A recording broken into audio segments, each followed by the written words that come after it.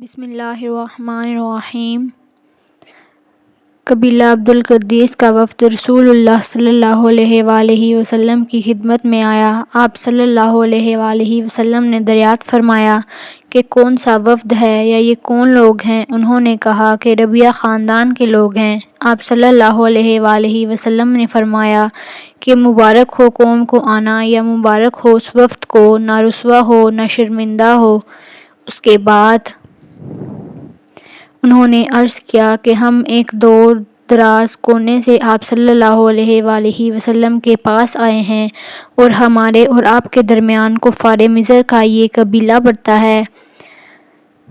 اس کے خوف کی وجہ سے ہم حرمت والے مہینوں کے علاوہ اور ایام میں نہیں آ سکتے۔ اس لیے ہمیں کوئی ایسی قطعی بات بتلا دیجیے کہ جس کی ہم اپنے پیچھے رہ جانے والے لوگوں کو خبر دے دیں اور اس کی وجہ سے ہم جنت میں داخل ہو سکیں۔ تو آپ صلی اللہ علیہ وآلہ وسلم نے انہیں 4 باتوں کا حکم دیا اور 4 سے روک دیا۔ اول انہیں حکم دیا کہ ایک اللہ پر ایمان لائیں۔ پھر فرمایا کہ کیا تم جانتے ہو کہ ایک اللہ پر ایمان لانے کا کیا مطلب ہے؟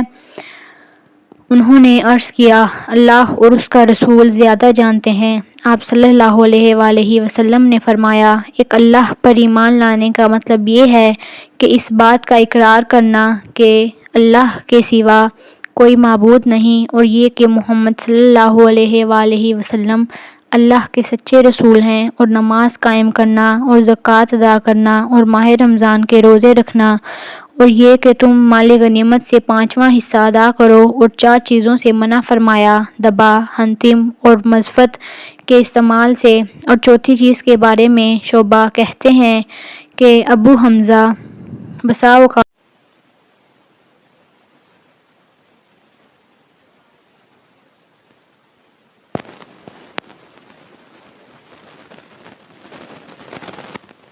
ان کی خبر کر دو۔